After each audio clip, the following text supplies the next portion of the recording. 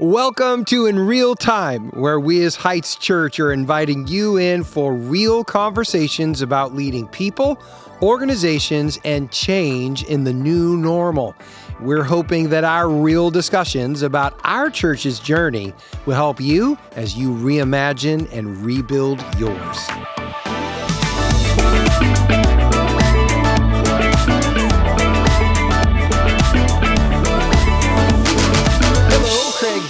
Welcome to In Real Time, where we're having real conversations about leading people, organization, and change. Well, today's topic we're going to be talking about is the online campus or online presence or on demand, however you want to talk about it. We're going to talk about your church online. And but before we get into that, just want to say, if you like this episode, and I believe you do, hit the like button, subscribe, and the bell notification. You won't miss one as they drop. I'm joined by two people who are experiencing this online campus with me, and we're going to have this conversation, so I'm going to have them introduce themselves. So. Yep. What do you got going on here, Alabama man? That's right. Roll Tide. My name is Tim. I'm actually the online campus pastor. So it's important. It's my responsibility. These conversations. That's right. Yep. Yeah. Absolutely. That's good. And I'm Ryan, and I'm the worship pastor here. Nice. So you experienced this and are leading with the online. Yes, absolutely. Yeah. Yep. Very good, very good.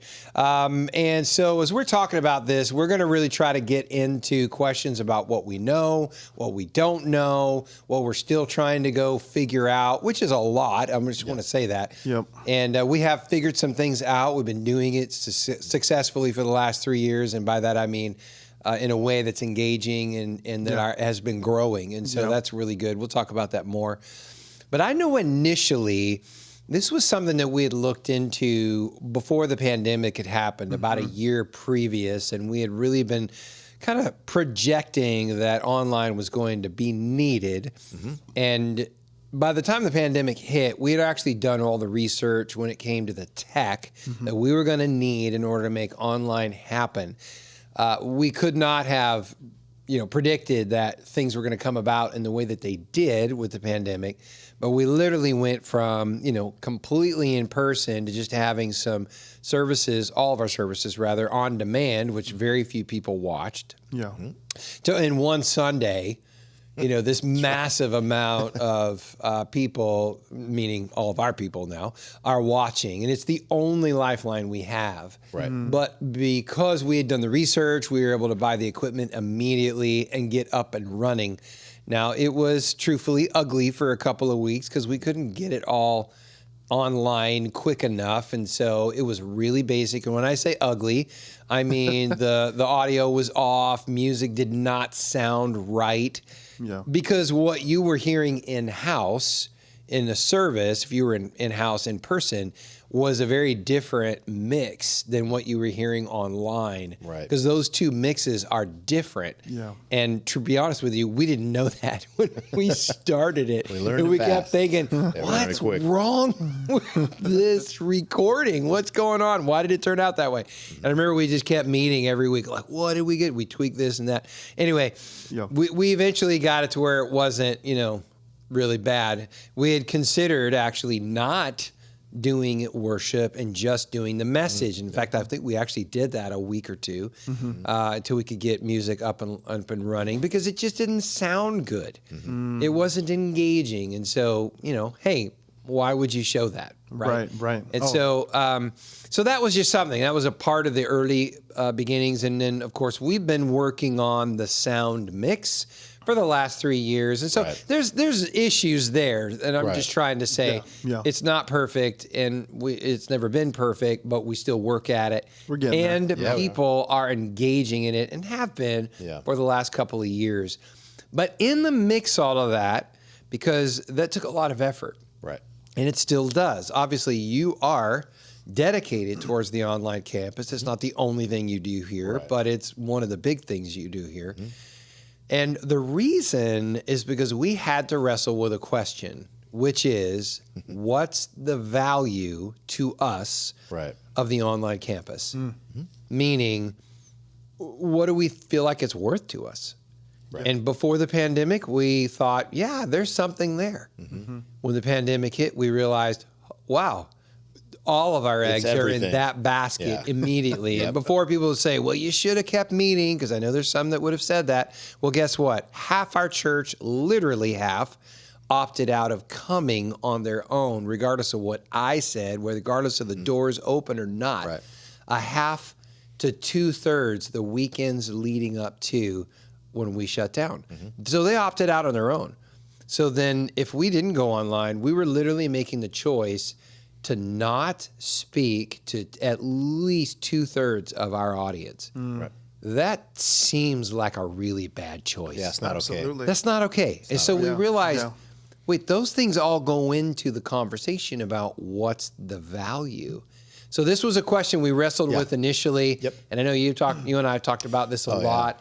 And Ryan, you were a part of this about a year later as you came and joined our team. But let's talk about that conversation. What value do we place on the online campus, and how did we get there? Right. Well, currently, obviously it's evolved over the time, because when it was our only lifeline, only way we could speak and get in front of our people, then the value obviously was everything. And so we just all dove in and tried to figure it out with what we had, what could we do with what we had. Yeah. And then, it changes where we sit now. We realize that there are still a contingency of our people who choose not to come in person. Yeah. And that might be COVID related or not. Right. Right. Yeah. It really doesn't matter to me, Yeah. obviously. I respect whatever the decisions they're making, but I know many of them aren't COVID related. right. Yeah, but they are health related. They are health related. Yeah. Absolutely. And so And then others that, no, it's just a choice that they're making. So our value is simply is that we get to connect to another group of people with the gospel of Jesus. Yeah. That's our value. And it keeps us connected to these people. A lot of people who they joined us online, new to our church, because of our online presence. Yes. And that is that online, that view, or whatever analytic, however you want to count it, that's connected to a life. Yes. A family. A family. Yeah. Who need Jesus, who need to dive deep into their faith, and that's what we're called to help them to do. Yeah. So there's a huge value. And obviously they want to. Right. Or they wouldn't be watching. Yeah. People don't watch stuff they don't care about. Right. They're watching because they want to. Right. So so it's not even a cold call. It's, It's somebody who's interested, checking you out. That's right. Yeah. And your message. That's right. And so why wouldn't we do it? I know we've had lots of talks, because when we decided to go online and continue our online campus, we were having lots of conversations with people about, why are we doing that? Why are we wasting our time? I don't see the importance. People should be in person, and everyone had their preference. You had we all have our own preference. Right. And what I had to realize is I had to get past my preference and look at the individual. Yeah. Their preference was going to be different than mine. And so, I would want personally every single person to be here in person. Yeah. That's my preference. Yes.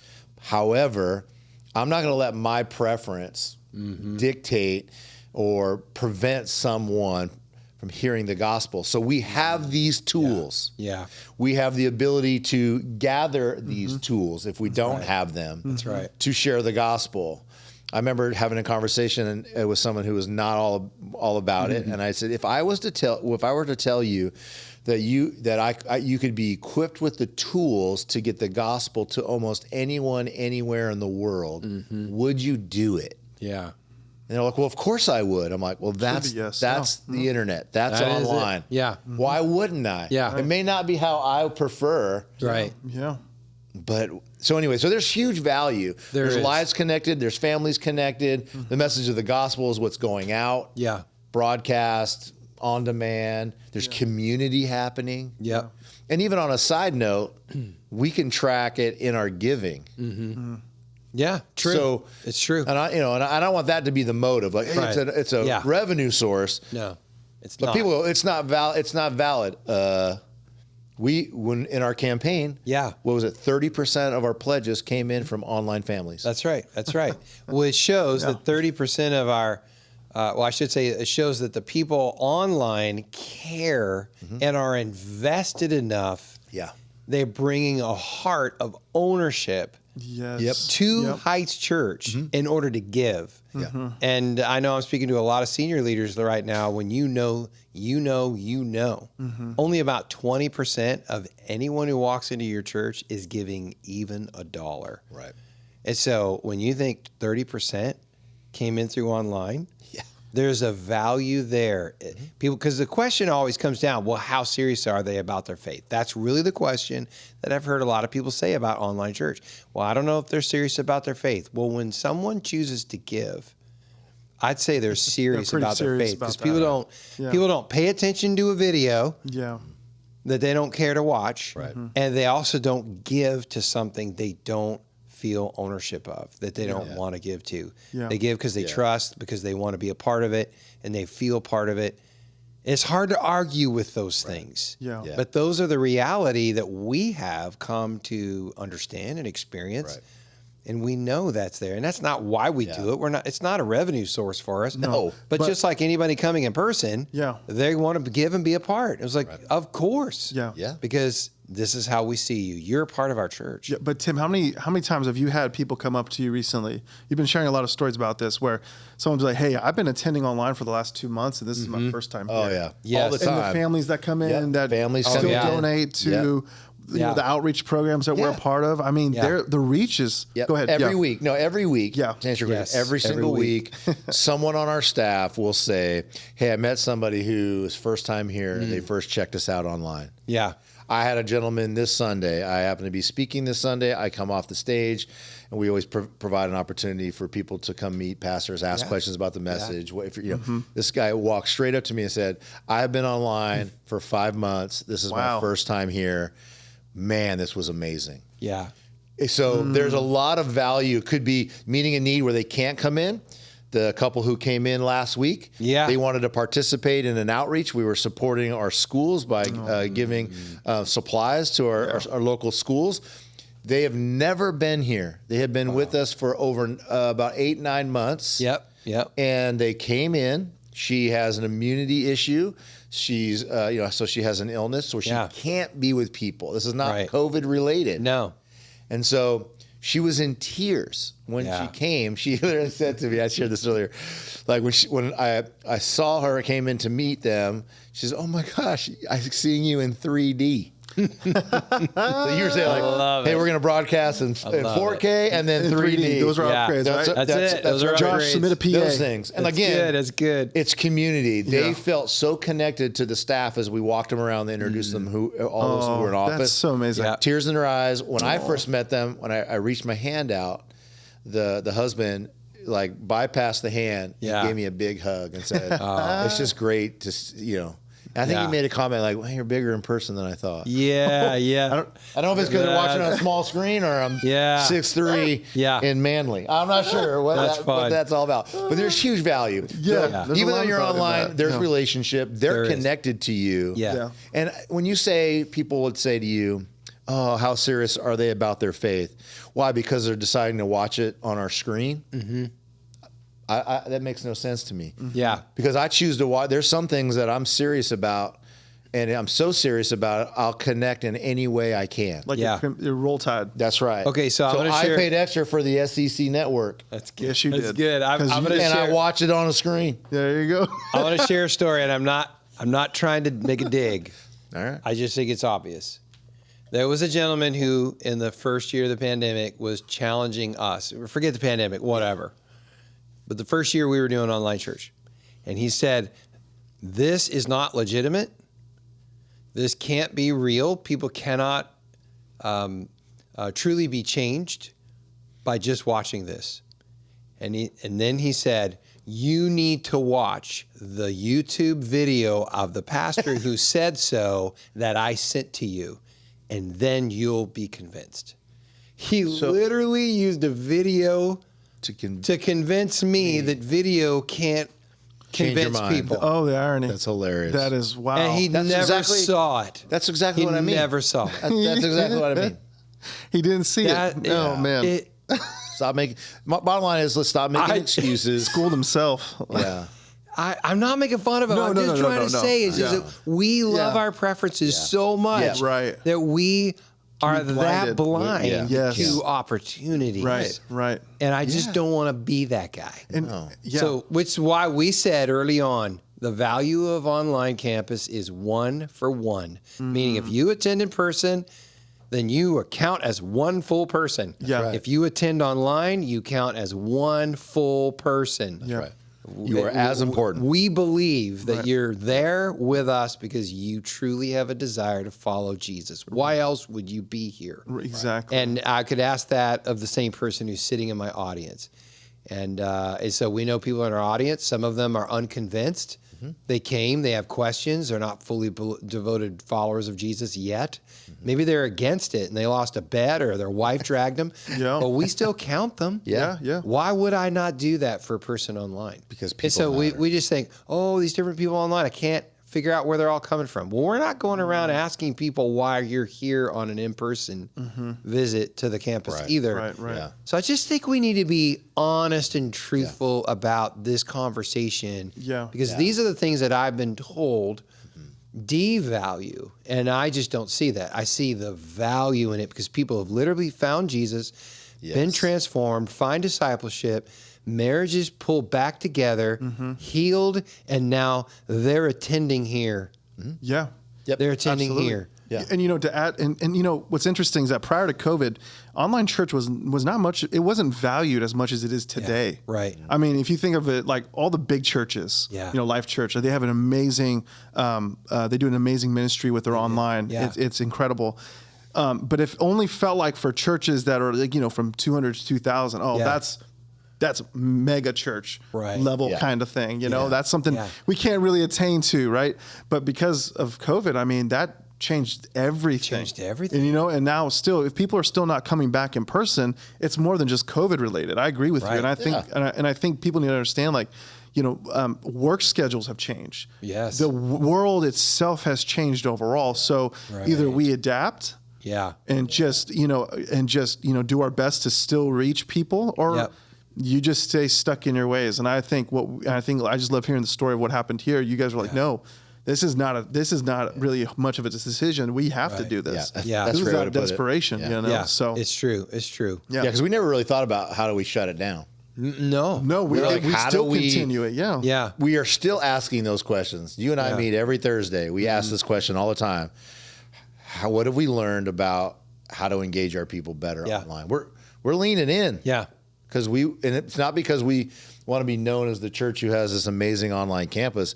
I want to be known as the church who has an online campus that reaches people with the gospel. It is a tool. Why don't I use it? Yep. Why don't I take it? We're offering them community. Yeah. And they're experiencing God. They are. Because of it. 100%. I literally talked to a person.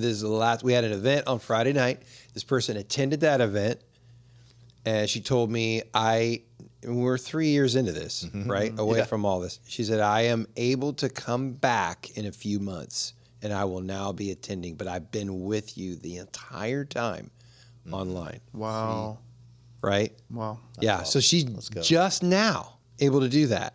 And so people, again, why would we be thinking of keeping it up? Because there's still hundreds of people every week that are with us. Right. Yeah, and we're not talking about just, for 10 seconds. We're like, no, they're watching the whole time, experiencing that whole service with us. A good 500 people. That's a lot of people for us. That's a lot of people as a church. Yes. And I would not want to just flip the switch and turn it off. That makes no sense. No, not at all. No, and let's not forget about those. We're talking about the people who are with us, but let's not forget about those who, through these last 3 years coming out of the pandemic, I feel like that's just part of our vocabulary. It just is, yeah. But let's not forget about that their experience has led them into a position where they're asking questions about God. Yeah. And they don't know where to go. There are a lot of people who are faced with death. They were scared, and all of a sudden they're asking those questions. And guess what? I want to be available for those questions. That's right. And they don't need to live close to my church to get a hold of me or to watch what we do. Yeah. You know what I mean? It's like, let's be available. Well, let's be available. I just had a family that told me about their son and daughter-in-law and kids who don't attend church, but attended church with them at home. And they got to be a part of what we did. And guess what? They don't live in the area, but when they went home, they said, you know what? We want to start watching. We want to start being a part. Because they're not connected anywhere previous. But they got to do it in their own home. Right. Probably would have been a harder sell to get them to go to the in-person service on that day. Totally. But they were able to enjoy this in their living room. And it was like, oh, we see the value in attending church now. Yeah. That's one of the benefits that we did not have before. Right. And you know what else? I just thought of this. Yeah. How, there's sadly a great exodus, with California. People are leaving the state. Oh, but so how true. many of those families are still watching us online? Yeah. Oh, yeah. I mean, no, it's true. It's true. We know that there are. We have home churches in different states. I mean, that's a value. And, and we do. I know we've briefly talked about this. I'm going a little off script here, but that idea of home church. Can we have like micro campuses? And what does a church look like outside? Because that's right. If you really think about it, online is really just the lens into what we're experiencing on Sunday. Yeah. But that can be just the starting point for a community in the state of Utah, right? That could be and people in Nevada that watch us, and Idaho. Right. that could create a community that can bring in a community of believers to do life in church together. Yeah. I mean, there's more. It's more than just the broadcast. That's right. Way more. We're not valuing what's being recorded. We're valuing what's taking place in our church culturally, spiritually, with the word, with the worship. Yeah. And that's just the starting point. That's just the starting point. What could transpire from that is, I'm excited. We don't know. No, there's a reason people are dialing in from Utah, Texas, Arizona, Central California, yes, Bay Area. Oh my gosh, I had an these analytics. people have just moved. They've moved out of the place, but they still love our church and they want to be a part of it because this is their home. They are connected here. Yeah. That's why they don't just go somewhere else because they are connected. It's that real for them. Exactly. And anybody attending church today, hello, nobody's doing that unless they want to. Yeah. Right. So of course it's engaging. Yeah.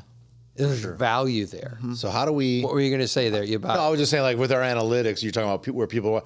Our production guy Josh, he provides me some analytics, and we noticed over the last couple of weeks there's somebody down by Mexico City who tunes in to our entire service. Yeah, in Mexico City. We have no idea who this person is. Yeah. I hope they have subtitles. It's more than a vacation. Don't know about that. I don't think they need them.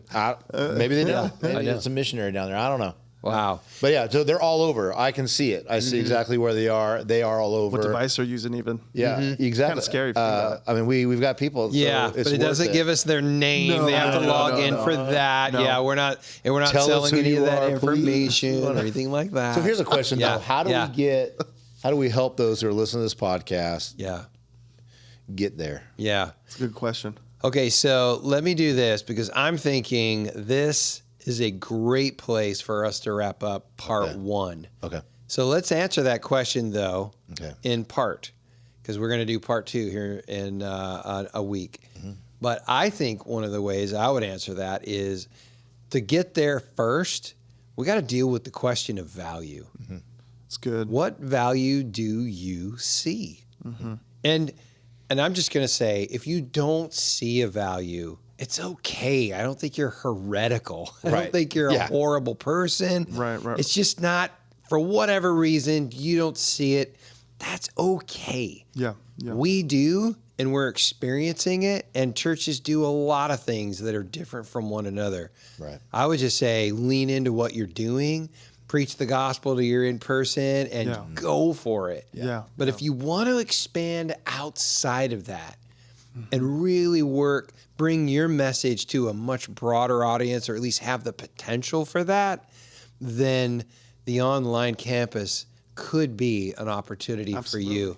And so I think in part two, we're going to talk about Okay, so what are those things then that we have learned that will help people as they would lean into that? If they see the value, we want to answer some next questions then. I agree. And if you don't see the value, then, well, the next episode is not going to be all that interesting for you, but you can tune in. But you can tune in. So that'd be great. Maybe we can help convince you. But anything last that we need to say, put a stamp on this one before I wrap it up? No, I just think that you hit it on the head. Don't feel bad or guilty if this is not something you can do or see value in. Right. We just want to encourage those who have maybe been thinking about it to take that next step.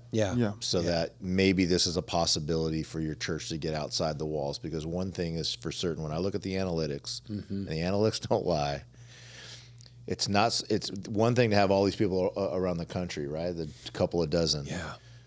The majority of those people are right here in our community. That's right. They're not coming in our doors, but we're still having an impact in our direct community within a 10, 15 mile radius. So that's good. Anyway. So the fact that you brought that up, and I love that, we do need to say this one last thing before I wrap it up then. Because as we have dug in, and this wouldn't be the case for everybody, but as we've dug in, what we have come to learn is that our community online is mostly a mixture of people who attend online and in person, which means if they were attending 1 to 2 weekends a month before, now they're actually attending more like 3 to 4 out of the month, which is more engagement. More engagement. We're helping them more, greater connection. Exactly. Now we're talking options. Man, that's really exciting. The hybrid is here to stay. We can talk about that. Hybrid is here to stay. We can talk about that next episode. Yeah, so that's our community. That's exciting. Not necessarily everybody else's, but we know that's true of our community. Correct. So awesome. Hey, thanks for joining me, you two, on this episode where we're having a real conversation about leading people, organization, and change. And if you like this episode, then you can hit the like button, subscribe button, and the bell notification so that you don't miss one episode as it drops. Thank you for joining us today in real time.